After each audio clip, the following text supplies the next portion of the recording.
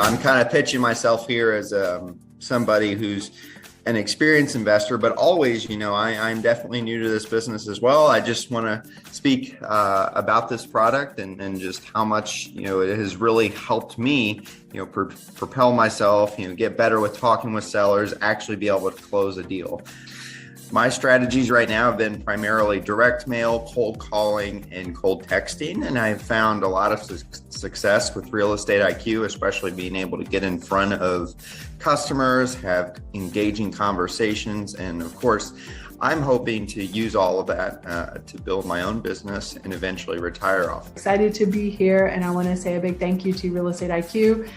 They have the absolute top leads in the industry and just make investing effortless for all of us as real estate investors here in Texas and obviously everywhere else that they're focused. And I'm proud to be associated with Real Estate IQ. Love what you guys do and love how you all help investors so that we can focus on the thing that makes us the most money, which is the job of real estate investing. I wanted to jump on this morning and give a shout out to Real Estate IQ. I began my journey with them a few years ago, just using some of the more basic products, the off-market leads. And since then, growing and visiting and talking with not only Steve, but other people who are involved with Real Estate IQ, I've had the opportunity to actually not only be a client, but I also became an investor with them. And that is one of the beauties of being able to be part of Real Estate IQ, is it gives you the opportunity to grow as an investor, especially in real estate.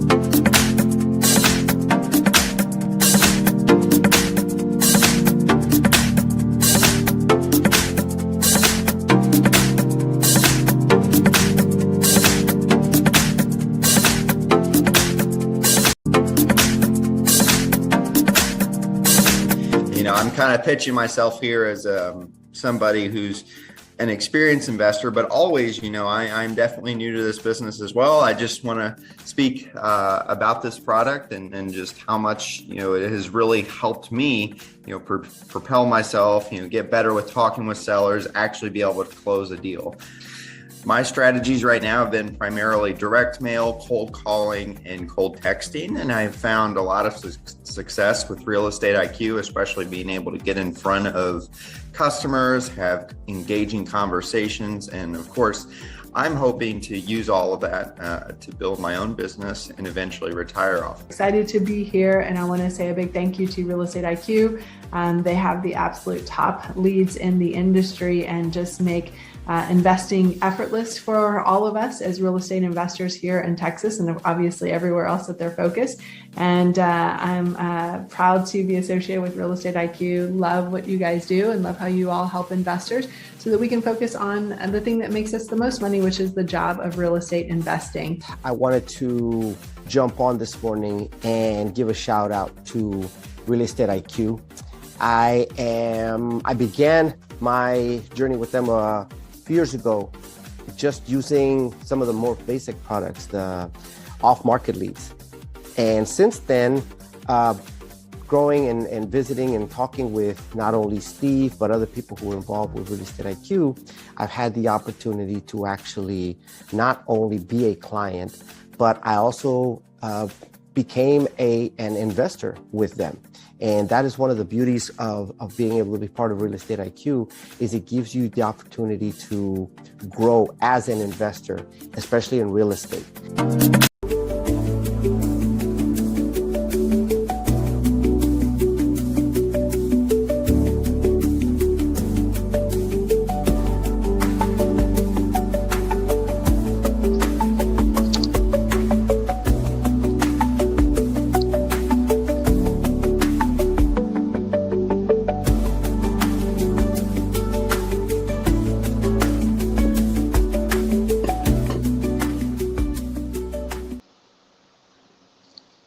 All right, good morning, everyone, and welcome to today's exclusive event with Real Estate IQ. It's another Thursday, so it means it's another good learning session from Real Estate IQ. Hello, everyone. We're thrilled to have you joining us today. It's 11 a.m. And today we will be uncovering some of the most important information that real estate investors must have in order to navigate through uncertain markets. So at Real Estate IQ, we're very passionate about empowering investors with the right tools, data, and strategies to succeed in today's market. As a lead generation company, we have helped thousands of investors find off-market leads, negotiate smarter, and build high-value portfolios. And our mission is very, very simple: to help one more person to win. Well, today, without further ado, we're honored to have Steve Liang, one of the co-founders of Real Estate IQ, join in with us today to teach about pre-foreclosure. Steve is a seasoned real estate investor whose proven strategies have unlocked thousands of lucrative deals. With years of experience navigating pre-foreclosures, mastering negotiation tactics, and growing a high-value portfolio, Steve has a wealth of practical insights to share with us today. His expertise has transformed the way investors approach off-market opportunities, and he's also here to reveal the secrets that can take your portfolio to the next level. And I'm sure that Steve also has today some case studies that he will share today. So I want everyone get ready to take notes, ask questions, and learn from only the best. Hi, Steve. Hi, Sophia. Thank you for the intro. Good Yeah. to see you. Good to see you too. Go ahead and take on the spotlight. All right. Welcome, everybody. So first of all, I congratulate you for joining us and learn more about this well-kept secret. We call it Preforeclosure Goldmine. Now, you might be wondering, why do we call it the gold mine? Let me just tell you the amount of profit we're talking about. So now, in order to understand pre-foreclosure, we got to really understand what foreclosure is about. foreclosure auctions, depending on where you are, happens about every month, maybe depending on what state you're in. It could be every week. And it allows banks or maybe the county, depending on what kind of foreclosure it is, to auction off properties that have been late on their payment. You can usually get the deal at 50 to 75% off of the market value. Okay. It's deal by deal, right? Depends on what deal and what deal. If you haven't been to a live auction, I highly encourage you to do that. Actually, I have recorded a video that I took a couple of days ago, and we're gonna share that in a little bit. It's pretty chaotic, and it's a big event, and you really want to be there if you're really serious about being in real estate investment. Even if you don't participate in the auction, you should definitely check it out.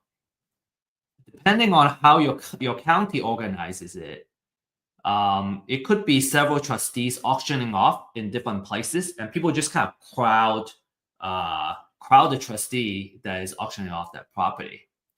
And it could be happening in the same time. And so if you are kind of new to the scene and you want to buy a property at the auction, you need to find the trustee first and make sure you don't miss it when they start the auction. So now the reason you would want to also, okay, so another big tip that we learned is that you want to, you're going to need to pay on spot. So let's say you got the property and you won the bid at $87,000, and it's a $200,000 house. So you're already getting it at a really good discount. But now you need to kind of pay on the spot.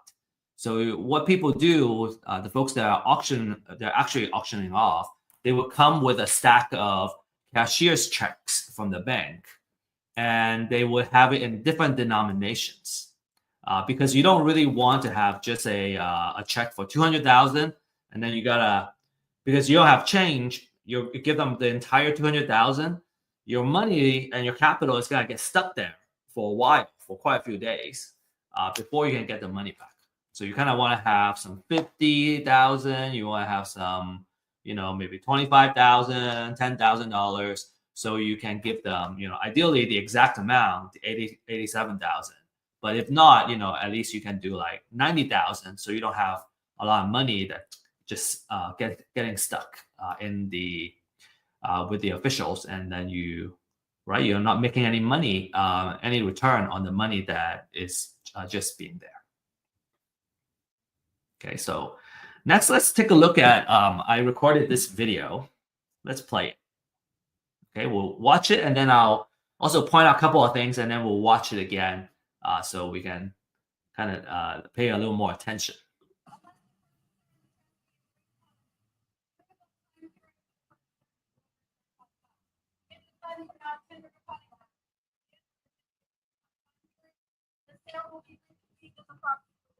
Yeah, okay, so really short video, about 10 seconds or so. So a couple of things, I'm gonna play again, but a couple of things I wanna point out for you is, number one, the lady was announcing and she was making the disclaimers before the auction start. So the auction hasn't started, she was just kind of reading off the things that you should know about before you really actually participate in the auction, such as you're buying it sight unseen, there might be other liens on the property and all that stuff. Another thing to notice is that it's very loud, and it's very hard to hear the person making the announcements. You really need to get really close to the person making these announcements so that you can tell which property is being auctioned off.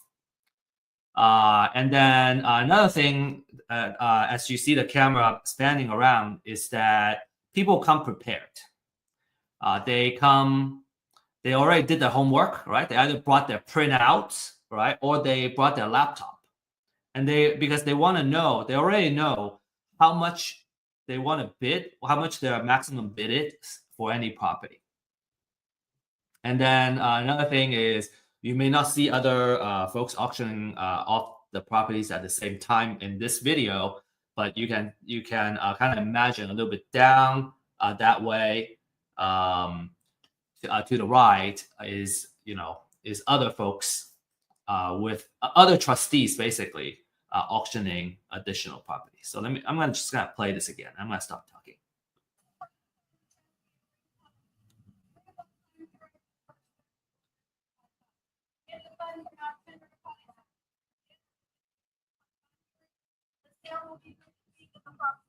Yep. Okay.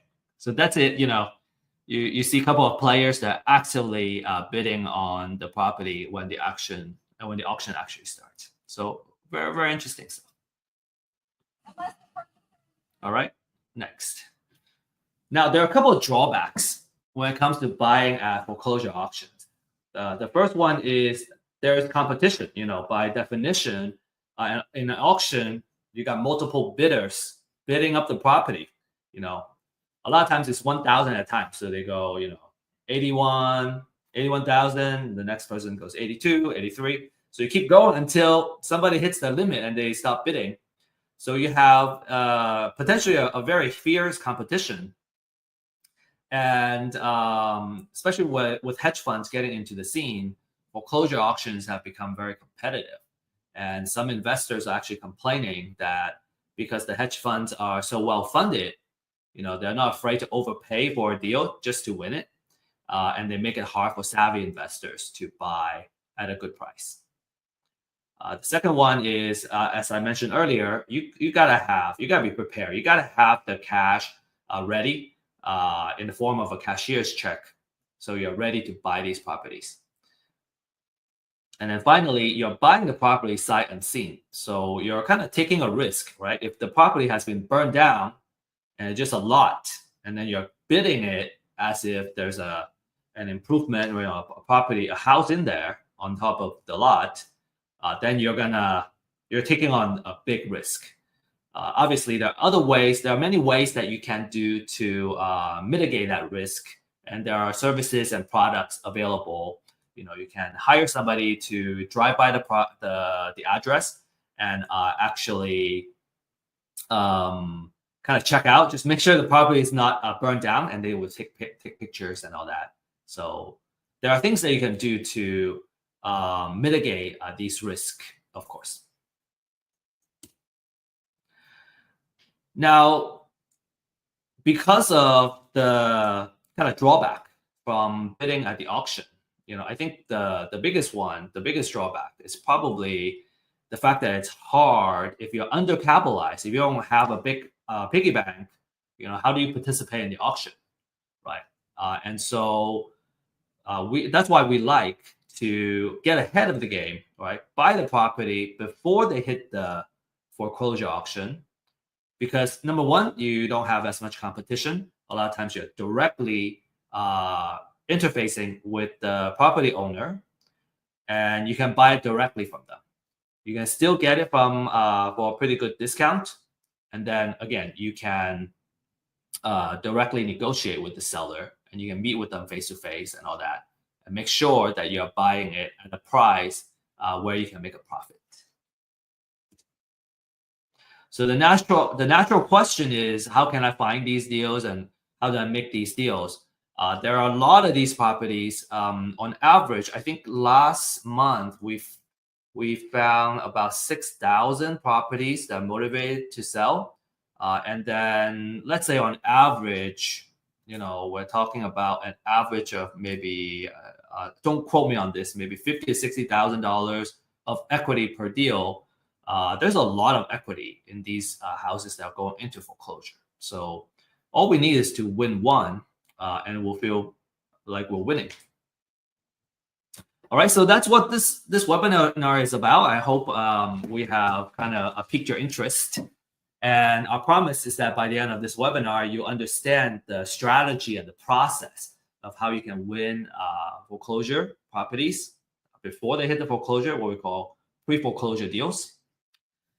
From a kind of the type of investor standpoint, if you're new obviously this is a really good class because there's a lot of opportunities in the foreclosure auction. A lot of properties that are going into foreclosure auction that are good candidates for you to reach out to. And if you're an experienced investor, but let's say you have not done pre-foreclosure, this would be a really good way for expanding your channel. From exit strategy, you can wholesale. Let's say you buy the property wholesale. You can do fix and flip. You can also do buy and hold as well at a big discount.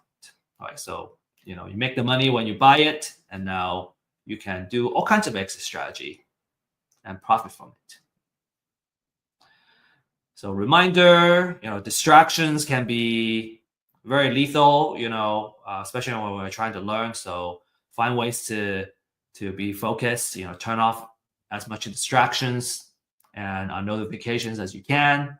And feel free to use the chat we're on live stream right now. So feel free to use the chat to ask questions and also interact with each other, introduce yourself. What we find is that a lot of times, I think it's true in many things, it's just difficult to find success when you're getting started or when you're kind of in the middle of the journey. It's all about networking.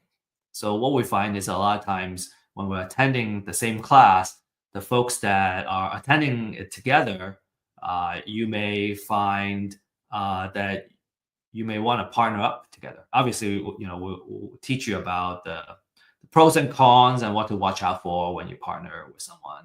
It's another big kind of art, the art of partnership. But it's always nice that you don't have to do it all by yourself. Okay, so make sure you take advantage of everything this class has to offer. Get connected and stay connected. Disclaimer, everything we presented here is for educational purposes, and you should always do your due diligence when you make any financial decision. We don't offer investment advice, financial or legal advice. Right? Make your own decision. My background is I have experience in marketing, data. I'm kind of a data guy, and we use the data for marketing. So kind of naturally, I'm also a marketing guy. And my background is in science and engineering, and I was always very interested in real estate. And kind of when I learned about real estate investment and the potential of profit that it can bring, it's very exciting. The struggle is that it's hard to find the right knowledge or the knowledge that you need. And then once we know what to do, it's hard to kind of get started because everything starts from the lead generation and the deal finding process. So it's hard to get good data and good technology. And then another big part is every single step when you're doing something new, it's very easy to get stuck. I get to a certain point and go, what do I do now? Right? Especially it's our first deal. And we found it hard to connect with quality people that can kind of show us the way. A lot of times after a couple of deals, we learn how to do it well, and we can become very competent ourselves. We can become like basically a full partner. But in the beginning, you gotta learn. So having high quality people that are trustworthy is very important. And that's why we're at Real Estate IQ would bring these couple of offerings to you. One is webinars, classes, educational items. We also have ebooks that you can leverage and learn more. We also offer really awesome deal finding data. We're also going to start offering deals and kind of financial side of items, because what we realize is that as investors, data is not enough. We need deals, and then once we get deals, we need funding to close the deal. So there just needs to be so much support around us to be successful.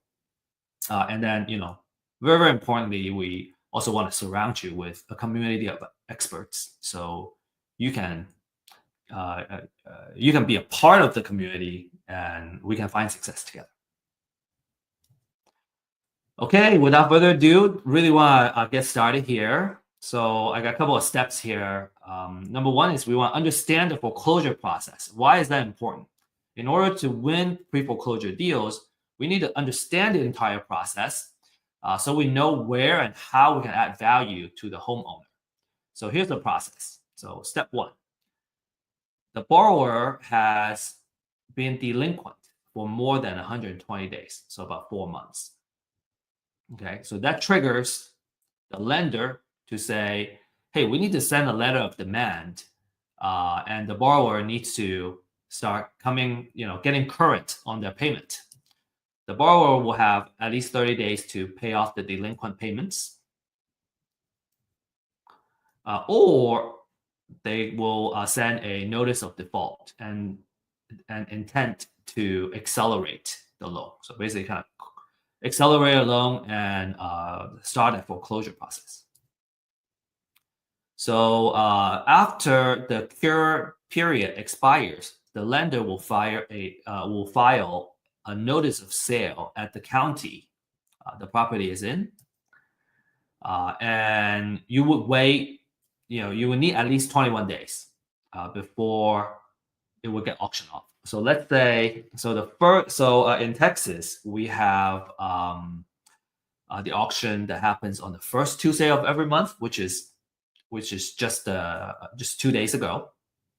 And let's say the filing happened on the first of the month, right? And it's not that Tuesday yet. It's not gonna go into that immediate Tuesday, but it'll go to the following Tuesday, first Tuesday of the month. So that at least there are 21 days before the next auction.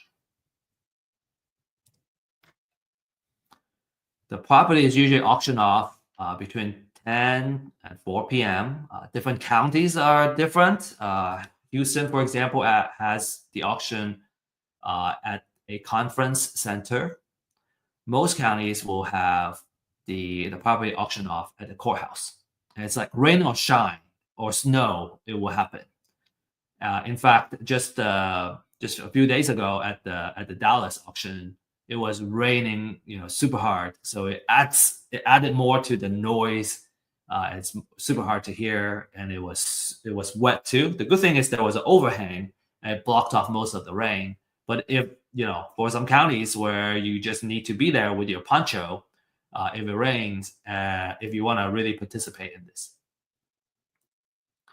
So the property will either sold to the highest bidder, or it will go back to the lender and become a REO. REO stands for real estate owned property. It goes back to the lender. So at foreclosure auction, okay, after it gets foreclosed, the borrower may still owe money even after the foreclosure. And if the total debt is not fully paid off by the foreclosure sales price, the lender may choose to seek what we call a deficiency judgment against the borrower. So what that means is there's a possibility where the homeowner, normally do they lose the house during the auction, they will owe more money.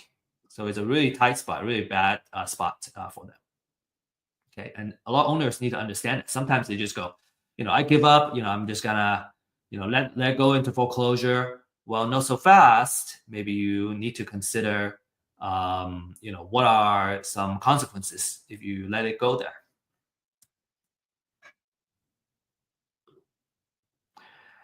Okay, there are also, the different kind of liens. If there are junior liens on the property, so let's say the foreclosure is about the primary mortgage, and there are maybe some second liens and city liens, all kinds of liens, HOA liens on the property. Well, the foreclosure is gonna wipe out all those second mortgages and junior liens, but the foreclosure doesn't eliminate debt. So even though the lien gets removed from the house itself, right? So that as an investor, let's say you win the property, you don't need to worry about those junior liens. But as the borrower, they are still potentially on the hook. So these lenders can still go after the borrower.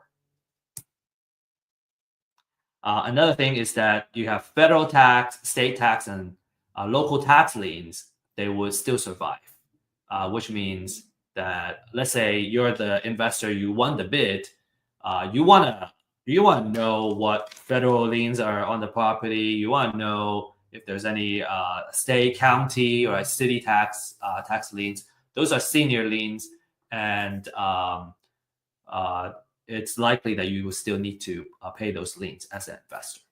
Okay, which is why it's very important to do proper title research. And we have learned, have gained a lot of lessons doing title research recently. And yeah, you gotta be extremely thorough. You gotta have the know-how to do it. All right, next, we need to know which properties are going into the auction, okay? So how do we find out? Well, there are ways you can research the data yourself, or you can buy it, okay? So what the couple of lists that you want to look at is what we call the pre-foreclosure list, the motivation for these motivated sellers, right? And again, our purpose here is to see if we can buy the property before it goes into the foreclosure auction. The market price is between $200 to $300 a month for an entire metro area. Okay, I think it's still a really good investment, because let's say you win a deal, a wholesale deal, and we're talking about $10,000 profit. So it's not that big of a price to be paid. Another thing you can ask for is called the appointment of substitute trustee. So this is another kind of data where in the foreclosure process, if you recall, one of the first steps that the lender would do is they would appoint a local trustee to handle the foreclosure process. And so that's usually a signal, if the appointment of substitute trustee has been filed, that's usually a signal that the house is going to go into foreclosure. So that's what we call a pre-foreclosure. And you get to be more ahead of the game for those, more ahead of the game than the folks that are just looking into pre-foreclosure. And you can do marketing, and you can kind of reach out to them. Perhaps the drawback for this list is that they are not as fully motivated. They know they still have some time. They understand they have a ticking time bomb, but it's not like the foreclosure date has not set usually in this case. So, but it gives you more time to do marketing and kind of nurture these folks. Nurture your leads. All right, so a free way to do it is you can Google your county name, and then you say notice of sale, and you should usually get to a website where you can start looking at the foreclosure document. So this is what a foreclosure document looks like. It talks about, this one has the address, it has when it's gonna show up and all that stuff. There's a lot of information here. Time and date, and the county is going to get auctioned at. And then you will need to do some further research of who the owner is. Sometimes the owner is on this paper. Sometimes you have to do further research. And the amount owed is not public information. So, there's a lot of digging for just one record. And usually, when people ask, should we buy or should we find it ourselves? My typical answer usually is, if you know how to do it, you're better off outsourcing it. If you don't know how to do it, you may want to do it just to learn and appreciate how much work that goes in there.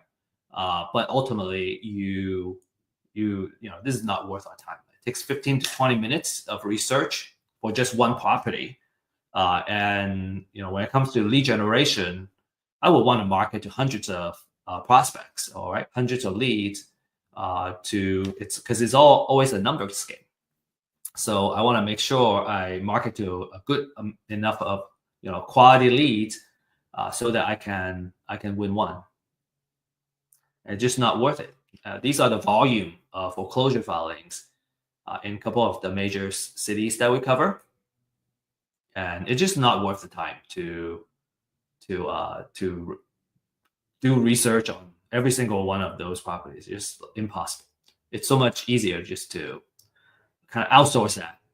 Right? I would do certain things myself in where my time is going to return the most, such as managing the marketing campaign and maybe like doing cold call, making connections with the homeowner. Those are much better return on our time, and that's what I do too, actually. So okay, so let's say we buy on the list, right? I hope I can convince you that it's better outsourced. You if you don't know how to do it, like I said, you may want to learn how to do it. But just because I know how to cook doesn't mean I want to cook every day. Just because I know how to clean doesn't mean I want to clean every day. Oops. So I hope that outsourcing is always if we can do it, I recommend it. Okay, so now if we're gonna buy the list, we also need to understand the quality, right? I don't want to just buy a junk list and then waste my time calling people, and it's not even the freshest list. So a couple of items that I would use for evaluating the quality of a motivated seller list. Number one, especially for foreclosure, is that I want to know how fresh the data is, right? Because the fresher it is, I know if I reach them first before anybody else, I would be the first person, right? I got the first mover advantage when I do that outreach.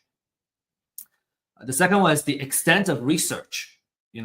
I want to learn more about the person I'm gonna be reaching out to, so I know how to talk to them, and I know what their situation is.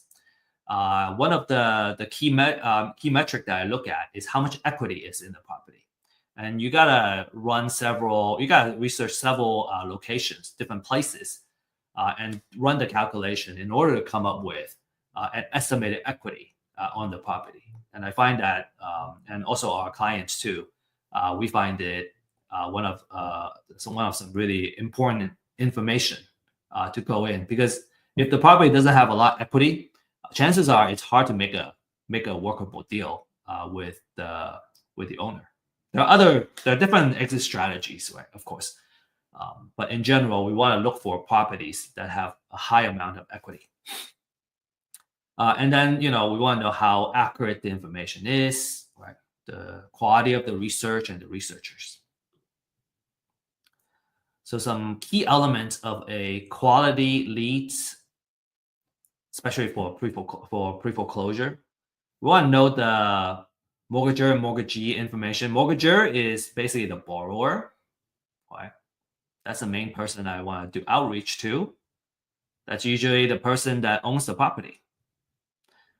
Then I want to know the address information of the property, right? How much it's worth, what's the assessed value. And then on the right, I want to know the financial information. So I want to know what the equity percentage is. I usually try to reach out to the properties that have a higher equity, because there is more negotiation room where we can create a win-win situation. In order to do that, we got to know the loan information. So how much loan was in there. So you got, ideally there is title searches and, a deed of trust searches that need to be done to find all this information. Okay, now that we got the list, we want to narrow it down to a more manageable, focused list. And this is where, kind of that filtering is where you can create your own niche that you can focus on, that, say, you're much better at than anybody else. So this is where you create your competitive advantage, okay? And a couple of kind of hot filters that people use are the address. Maybe it's different cities, right? Let's say you want to focus on the city that you live in because you know your city so well, or maybe it's a city that you don't live in, but it's not as competitive. You can filter by the assessed value. Maybe there's a particular price range that you want to focus your deals to be at. I already talked about equity percentage. That's a really popular one. And then you can also kind of look into a couple of these. So ownership would tell you if the property is owner occupied or not. Okay. If it is owner occupied, it means that the person lives in the house. And if it's non-owner occupied, it means the person is very likely a landlord. They live somewhere else. And you can potentially find that they are an out-of-state owner. And, if they don't live in the house, usually maybe they're more likely to sell the house. Okay. You can also look at kind of loan modification and different type of loan.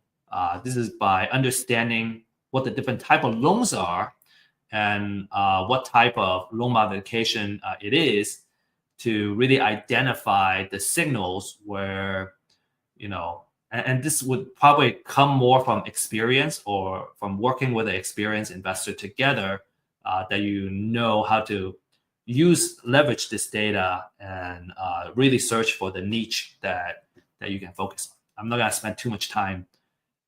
We can spend just like 1 hour just talking about each data field here. So let's talk about how to now kind of market to these. Okay. One very important point I want to share is that let's say there are 1,000 properties, right? And let's say we start with a $1,000 per month marketing budget. Okay, I have $1,000 I can spend. I can either spend $1,000 to reach 1,000 leads, or I can narrow it down to 100 leads and really just focus on reaching this 100 leads. Ideally in multiple ways. I can try to call them, send them letters, right? Maybe even do targeted advertising. That's more advanced to these 100 people. Because now I'm spending $10 per lead, right? For if I have 1,000, I'm only marketing to 100 leads. I'm spending $10 of marketing budget to reach that one person. Versus, say, I got this gentleman named Joe, and he has $1,000 trying to reach 1,000 leads. So on average, he can spend $1 per lead. Okay, so who do you think is gonna win out? The person that spends $10 to reach one for each lead, or the person that spends $1 per lead and try to reach them, right? $1 versus $10 to reach the same person. I can't see your responses, but I hope you would arrive at the conclusion that, man, if I have more marketing budget, right, I can reach the person, and I am more likely to win out and reach this person, build trust with this person, because I'm spending $10 on this guy versus my competitor that's spending just $1 on the same person. And there are many things that you can do, right? With $10, with $1, man, $1 buys us a stamp and some change, and I don't know what to do with the change anymore. It's so hard to, $1 we can't really go very far in terms of marketing budget. Okay, so let's next talk about the different kind of marketing campaigns we can use. Now that we have a focus list, we have a very popular class. It's called The Secret of Building an Endless Deal Flow. And it's about creating marketing campaigns that you can do to build a consistent pipeline for deals. You can really, when it comes to marketing, you can apply it to reaching motivated sellers, or you can apply it to, any kind of business. So it's just a really awesome business class in general. And if you enjoy this upcoming segment and you want to learn more, I would highly encourage you to take that class to learn more about marketing. Okay. We also have other speakers and topics that really kind of go deep into some of these items too, such as door knocking. We just recently had a door knocking class, which is phenomenal. So door knocking means you're showing up at the person's door, right?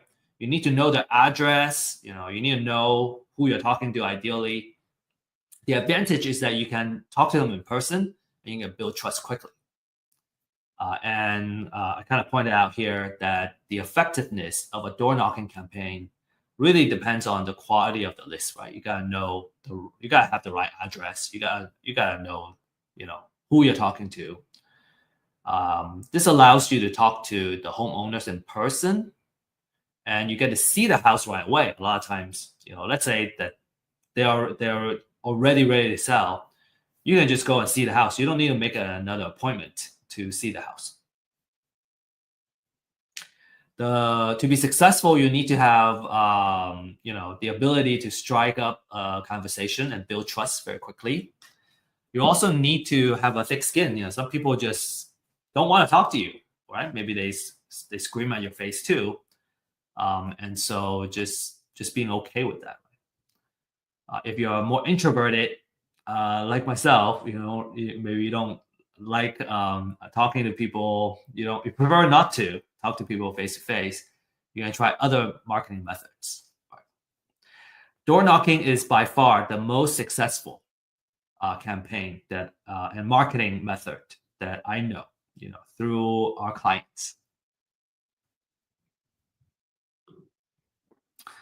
Next is you can do cold call. So we provide a skip trace service. So we skip trace all the properties that are going to foreclosure. You can have multiple phone numbers you can call, and just a tip is that when it comes to phone numbers, because we're using a third-party service, it's very hard to guarantee quality. And usually phone number skip trace, it's just very difficult to get 100% accuracy. So usually we get about 70% hit rate and 70% accuracy. So there are folks that you call and maybe it's a wrong number. That's okay. We got all these numbers, so we can just keep calling. Right? Somebody is always right. Some say some will, some won't, but someone is always waiting. I want to share this cold call script with you. This is also has been shared in another class from our speaker, and I really love their script. So I have started to use it, and that has produced for me as well. So when you call and they pick up. Right. So all you need to say is, hi, is this Mr. Lawrence?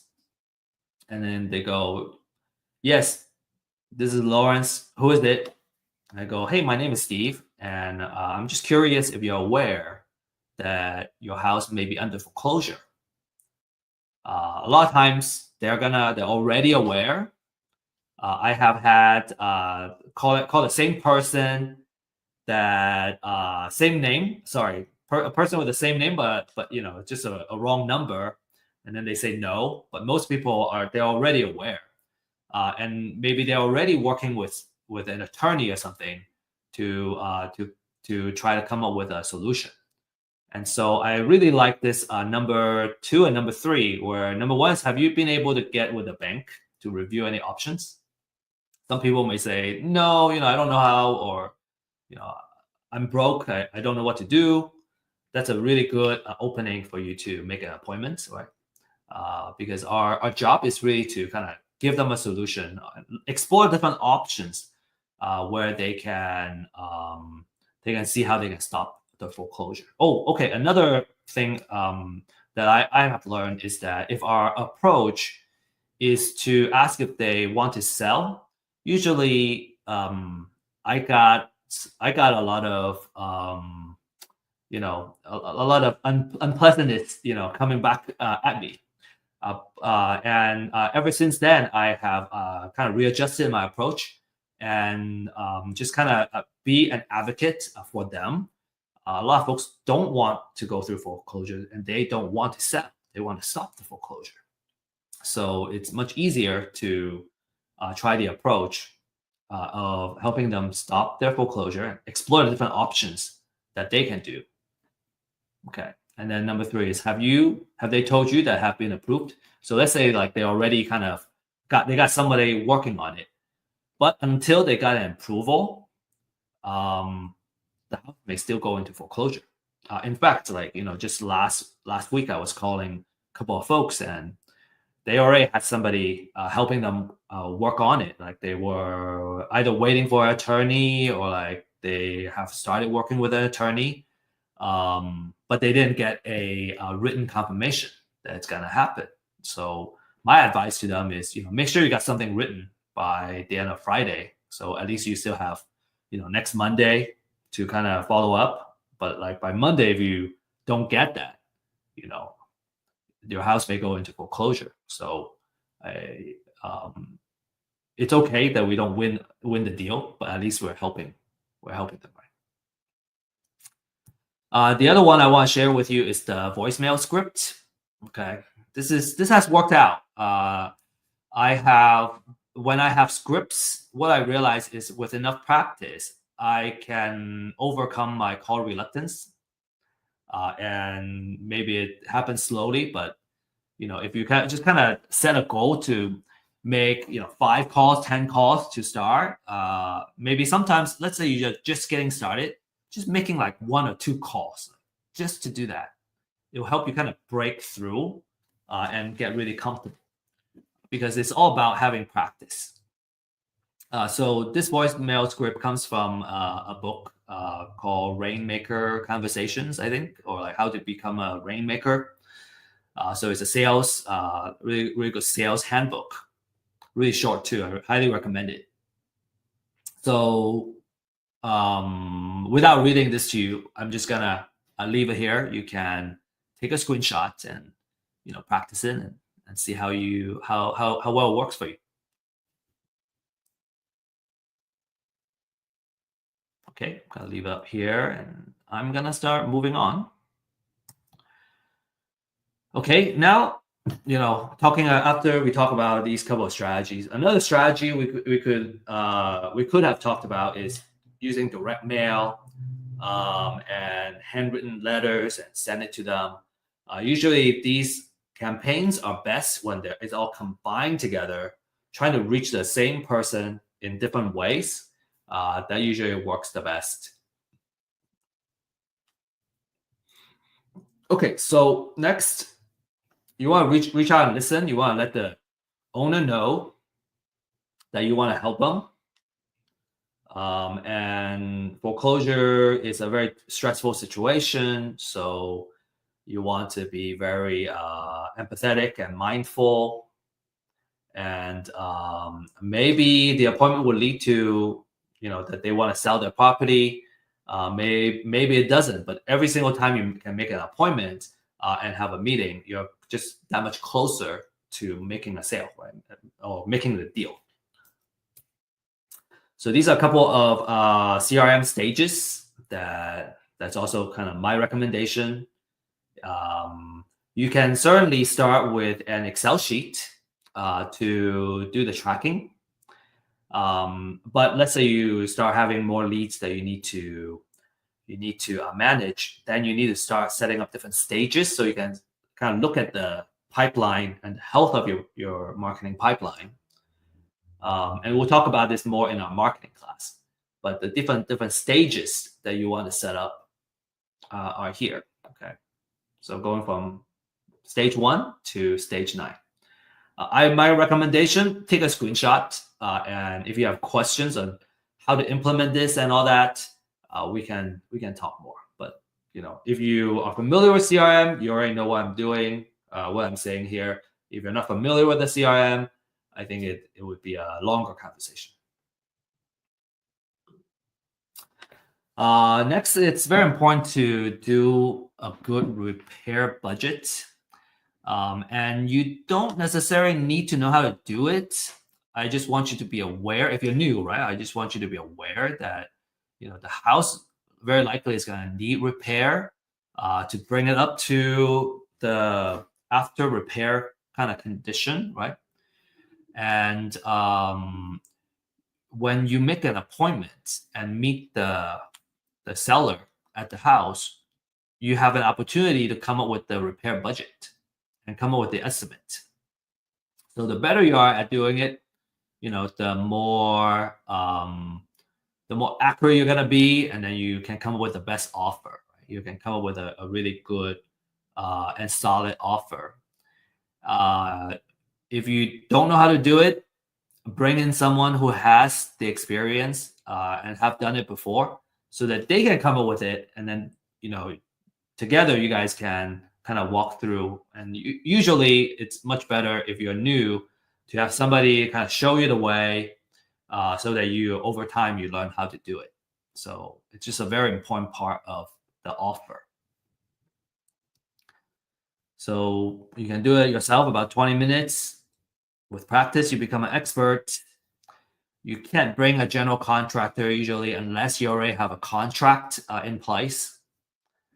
And then, like I said, a recommendation is to have a mentor or coach or a more senior partner that can come in and kind of fill that role. Okay, so next step, real quick, you want to, now you can negotiate the price. All right, let's say they want to sell, and it's in a situation where you can give them an offer that can create a win-win. You want to focus on their needs, all right, building trust, getting to know their family situation or their personal situation, and you want to know your numbers. So know how to come up with an offer. And I'm not going to dive too much into the formula to come up with an offer. We're assuming that you know how to do that, or if not, that you're gonna kind of read up the literature on that, what we call maximum allowable offer. Okay, we'll have another class if you don't know how to come up with offers. Actually, next Thursday, we're gonna talk about some details of different exit strategy and the formula that you should use to come up with your offer. So, if you don't know how to come up with your offers, no worry, you're gonna learn that next Thursday. All right, so let's say you come up with an agreement, then you can put it in writing. Okay, so there are many things that you may end up negotiating for. It could be the price, the sales price. It could be the terms of the payment. Maybe it's just all cash, or maybe it's a owner finance type of deal. It could be how much earnest money you're gonna put down. How long it takes to close. There are quite a few kind of discussion points that you got to finalize in order to put it into a contract. And when I first had to do it, it was also very difficult to learn how to come up with a contract. So, having somebody that can walk you through it is something I highly recommend. You can learn so much faster, when you don't need to struggle through every single step yourself. All right, and then there might be title issues to be aware of as well. You want to know if the property has other liens. Maybe there are junior liens and some senior liens on the property. So you want to work with an investor-friendly title company. Also, kind of have a way to do the title research, which I think I'll talk about in a couple more slides. And just understand how to do the homework and do the title research. Closing, I have had very awesome, closing. There was one where let's say you agree on closing on a particular day, and that it just happens. But I think it's a little more of a minority of the case. There's usually some delays, right? Let's say you prepare to be closed on Friday, and actually sometimes it doesn't close until later. So just kind of be prepared for contingencies, and if you have a good contract and a seller you already built trust with, you can minimize a lot of the problems. So, but it's just be prepared for things not going the way that you plan to go, and just be flexible. I remember my first closing; it was very nerve-wracking. You think it's gonna happen to this day, and you're you're just like prepare and on standby this whole time, and then it doesn't happen. Next day it doesn't happen. Next day it doesn't happen. Could be kind of stressful the first couple of times. And, you know, after a while you get desensitized. You get better at it. Okay, so to recap, okay, we talked about the foreclosure process, understanding how the foreclosure works, and the gap where we can leverage a pre-foreclosure list and outreach and buy the property or help the homeowner stop their foreclosure before it hits the foreclosure auction. We also talk about different marketing methods and the CRM stages that you can set up to manage your leads. Again, you know, if you're interested in the marketing side of things, there's a class that's available. You can also kind of request. I'm more than happy to deliver a marketing class. I always like talking about marketing. So let me show you a couple of case studies. Okay, all of these are provided by our clients, and some of the names have already been blurred out for their protection.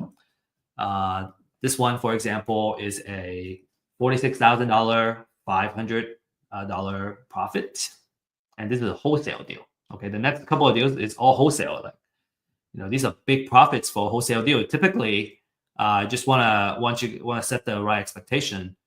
Is that, you know, $5,000 to $10,000 per wholesale fee is already a really good profit, and these are just very outsized profits because we have this awesome client that just does so well, and we kind of handpick the most profitable ones. Okay, so the next one is even bigger.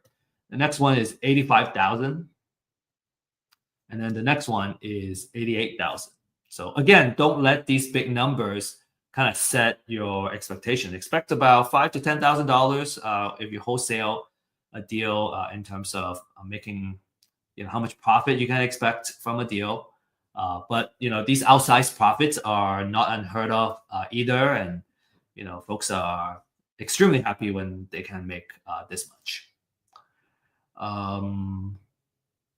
Yeah, and you know, one of the success stories that I share is actually, you know, the client that shared these cases. All right, so you might be wondering how you can get started. So I got a 3-step process for you. Number one is you want to get a pre-foreclosure list. The more information, the more relevant information, of course, the better. So the benefit of having first-hand data is you have the freshest data available. You can get extensive research done, such as estimated equity. And at a very limited time, you can also enjoy the disruptive pricing that Real Estate IQ has to offer. This is an example of what the interface looks like. Very easy to use, simple to use. You can come in, you can export the data, and then you can start doing outreach. So we got 2 pricing here. One is just the address itself, and then the other one is a skip trace. It comes with skip trace, so you can have phone numbers that you can call as well. Again, you know, just wanted to reiterate that skip trace, because it's not our first-hand data, we have to buy it from a third party. It's not 100% accurate, and you shouldn't expect to have 100% accurate phone numbers when you skip trace. You know, it's more likely the norm that you're not going to reach the person. And I think if you have that expectation going in when you make cold calls, then every single time there's a good hit, like you go, oh, wow, I hit the voicemail and this is the person I'm trying to reach, you know, I feel excited. So I just want to adjust everyone's mindset, especially for those that are ready to get started. You know, you want to do this with the right mindset, and then you're going to be very, very successful. Number 2 is you want to become a community, find a mentor, you know, join a community, and kind of leverage folks that have done it before. Find someone you can trust, and be willing to be held accountable, right? And help you form the right habits to make happen. Real estate investment doesn't need to be a full-time thing. You know, you can get started with, I think, you know, as little as 5 hours a week. You know, over time, it may take a little more time, but you can kind of, like, if you're just looking for a side hustle or a buy 1 or 2 properties. It doesn't take up that much of our time, and you can do extremely well. Okay, number 3 is you gotta do the title research. The cost for title research is between 40 to 75 per property, and that's through a title company. There are different service providers that provide title research. We're actually working on a title research project right now, and we want to offer this service at a better pricing than what's on the market right now. All right, couple of success stories. This one is $8,000 profit. No, okay, sorry. The next one is the $8,000 profit. This one is using Real Estate IQ to get his first deal and getting started. Profitable growth with substantial gains. When you don't have to worry about leads, right? You can just focus on the outreach and the marketing. You can just you can stay focused in the most valuable activity, and I think that's just so important when you're getting started. Ismail, $8,000 profit in a recent deal. Kind of on average, right? $8,000. I think that's about right. We see about 7,000, 10,000, 5, 7, 10 is usually the number, right, for a wholesale deal. And then Daryl said, he got 4 deals under contract, and already got about $1 million of contract value, and then he's expecting to make 10 to 15% of profit margin out of that. So, not bad for 9-10 months, and we're talking about $100,000 to $150,000 of like equity that you made. And these are, I think, not a rare story. These are very common stories. If you know how to do it, you got the know-how, you got the right path, the right way to execute. Within a year, maybe sometimes a little longer, you can build a pretty good amount of equity, real estate equity, in the deals, and then you're looking good. Maybe it's not liquid when you sell. When you sell the properties, when you become liquid, but when you're sitting on those equity, it's kind of really nice as a real estate investor, knowing that you have built the equity and the wealth already within those deals. Okay, to learn more, you can use this link here, and maybe I hope Sophia, you can help me send this link on the chat as well, in the class chat, so you can book a one-on-one consultation with us to learn what it's all about. Experience the power of firsthand data. And then the next thing I want to recommend to you is learn by doing. We have an event every Friday at 9:30. We're working on the link right now, and you can send me a email at steve.liang@realestateiq.co, and I will send you the link to join. And this is more of an invitation only. We want to have serious and high quality folks that want to do deals with us together. So for example, tomorrow at 9:30 we're gonna have another session. So if you're interested, I look forward to meeting you and seeing you in person, getting to know you. All right, so this is to conclude everything. I hope you really enjoy this class, and if so, please scan this QR code and give us feedback. If you hate it, you don't like it, this is terrible, useless, it's a waste of your time, please do the same. Scan the QR code and give us feedback, just so we know how to improve, right? How are we doing a good job, or are we doing, or is there something we gotta fix? So really appreciate your feedback, and thank you for joining us. And we'll give you a prize just as a thank you for sharing your feedback. And finally, best of luck and happy investing. Remember, again, that next Thursday we have the next class, which is how to find great investment deals, where we look at the different type of exit strategy and formula that you're going to use to come up with the right offer where you can make money on the deal.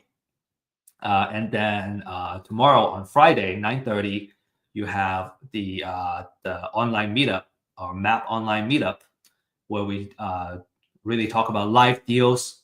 We can go over some case studies as well of actual deals, and just learn by doing. If you have a lead, you need help how to close it, or already got a deal under contract, and you want to know if it's something that you can profit on, because sometimes we're seeing is that the folks can get a deal under contract, but then because the term and the offer were not done well, you can turn it into a profit because your offer is just way out of whack. So we're more than happy to give you support and share our experience, and we can make some deals together. So that's it. That's all I got for today, and you can save my email address, and I look forward to getting in touch with you. Thank you, everybody. Okay, so Sophia, the stage is I'm passing the stage back to you. Yes, so actually we have a lot of questions and comments during Wow. the event. So would you mind helping me go through all of them and address these Yeah. comments? So first, I think you have mentioned this earlier on how can you know what properties are up for bid. I think this one is for the auction. Yes. So that's where you can get the pre-foreclosure list, and then you will know that those are the houses. Now you got to understand that because it's possible that the house that was scheduled to go into foreclosure may end up not going to foreclosure. So there are times where let's say you do all the due diligence and you try to buy the property at the auction, it already got bought up by another investor, for example. So it may not show up there, but you got the list, so you know which ones were kind of scheduled to be there. Okay, so this one from Michael Williams. So from time of county posting to time that data is made available on REIQ, how fast is that or fresh is that? How quickly are the leads provided in your list? Yeah, typically we can offer you about 2 days to add. Some counties faster, some counties maybe a little bit slower. We have a pretty robust system, and if there's some kind of delay, let's say the county is delayed, we'll also tell you. Okay. So for our next question from Patrice, how much equity should I consider to know it's a good deal? Okay, that's a really good question. How much equity should I consider to be a good deal? I have folks so if you look at the data, you would find that you can probably find some that are 50% equity, more than 50% equity. And those are extremely good deals because you're kind of buying it 50 cents to a dollar, or there's, more than half of the amount that you can negotiate for, right? You would find that if you kind of change that to more than 40%, now you have a lot more properties that fit that criteria. So I don't know. I think maybe depending on your strategy. So if we're kind of really focused on the amount of equity, I think more than 30 to 35, those are really potentially good deals. Because another thing you gotta add on to that is, what if the house needs a lot of repair, right? And all that rehab budget is gonna eventually come out of this equity that's already in there. So you kind of want to have some buffer there. Usually people prefer to have, not screen out so much opportunities that you may lose out. So, maybe a third, just drawing a line in the sand as a recommendation, I would say 30% is probably good stuff.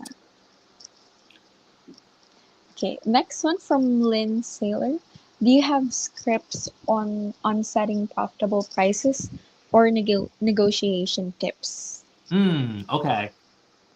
Scripts on setting profitable prices. Okay, I assume that when you say profitable prices, we're talking about for you as an investor.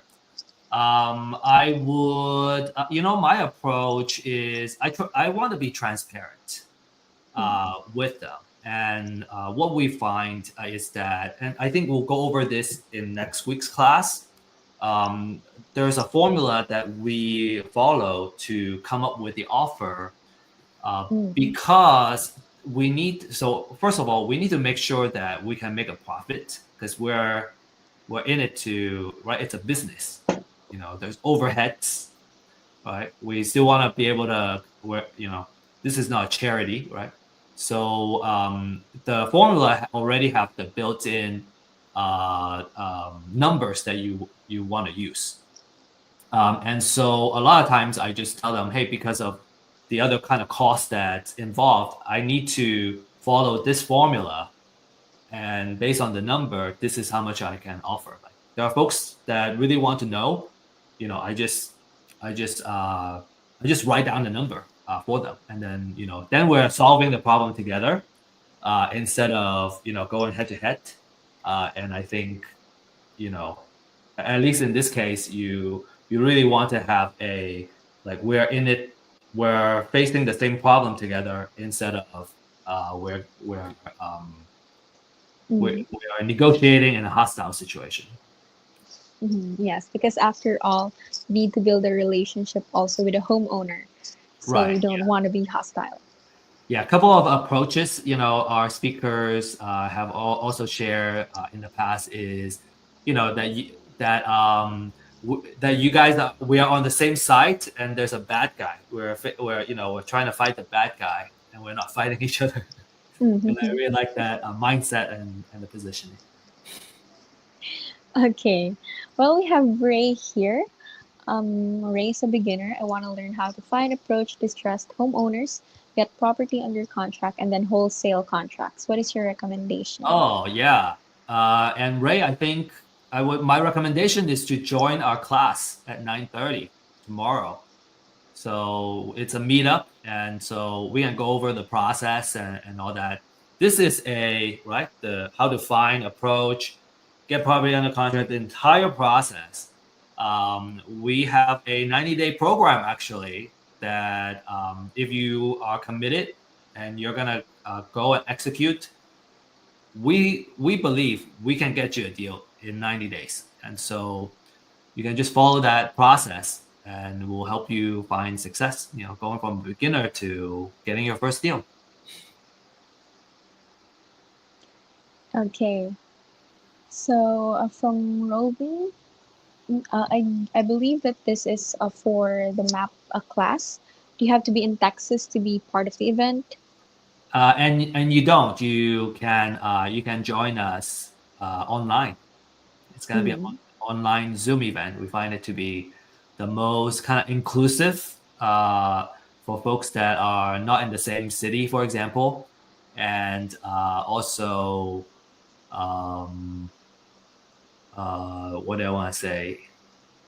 It's the most inclusive because we can do it online. Oh, and it's the most efficient because you don't have to actually go to a place. You can just, right? It's just so much easier to meet when we can do it online. Yes. Okay. Then lastly, we have from Maria. What does REIQ's data look like, or what can I get from the data? Yeah, What information? that's also a really good question. I think for the sake of time, we want to direct you to sign up for for the one-on-one consultation so that you can kind of see it. Our consultant is going to share with you the data that's available on our portal, and then how you can use that data to do your marketing.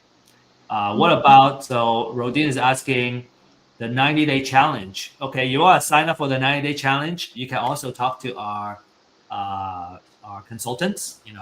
Join our one-on-one consultation and ask about the 90-day challenge. We'll hold your hand and we'll help you make your deal happen. You just gotta commit to like showing up and also doing the work, and you get a deal in 90 days. Okay, so I guess that's all we have for today, Steve. Thank you so much for joining us today. And for next week, I know that this is a two-part class. One is today for pre-foreclosure, and the next one will be next week, Thursday, the same time, on how to find great real estate deals. We will still have Steve as our speaker. And if you want to register and continue this conversation on how to get deals, how to start, then you can register through this QR code. So let's give you time to scan that QR code. We'll give you around 5 seconds. Thank you. Okay. Additionally, we have, again, to reiterate Steve's point, we have a map class tomorrow at 9:30 a.m. So if you want, if you couldn't access or if you couldn't access the email or anything, you can also type in map on the comment sections, MAP, if you're interested, and we can reach out to you personally if you're interested with that. Also tomorrow, we also have a Friday open house at 11 a.m. CDT. So if you're also interested in learning more about real estate IQ, how these pre-foreclosure lists also work, or how does it look like the comment that we got earlier, what can you get from those? Then aside from the consultation, we also have an open house tomorrow, free for everyone to attend. So if you're also interested in that, you can type in Friday on the comment section if you're interested in those events. So let's give you time more to register and comment for our Friday open house and for our map class tomorrow. So the map class would be earlier, 9:30, and the Friday open house would be later at 11 a.m. Okay, so I believe everyone's already registered. So I want to thank everyone for staying till the end for our class. We hope to see you again next week for our events and how to find great real estate deals. With that, thank you so much for joining us. And again, we hope to see you next week. Bye bye. Thank you.